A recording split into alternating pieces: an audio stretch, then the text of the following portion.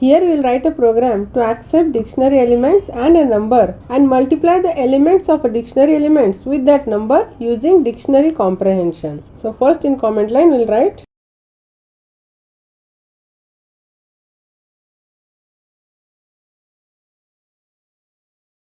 first we will define empty dictionary as d equal to dict, which is a function to create empty dictionary. Then we will accept total number of elements to be stored in the dictionary. So n equal to int input enter total element to accept, and we will use for loop. So for I in range 1 comma n plus 1, and we will accept the element from the user. So e equal to int input enter element,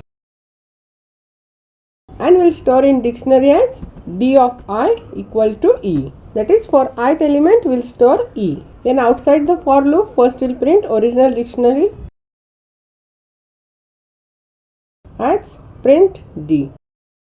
Then we will accept the element from the user that we are going to multiply with dictionary elements. So n1 equal to int input enter number to multiply. Then we will multiply this number with dictionary elements using dictionary comprehension.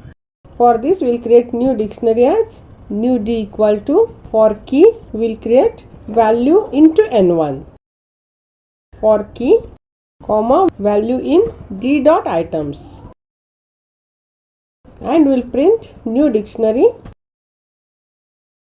as print new d, and we execute. I will give total element as 3 and I will enter the elements.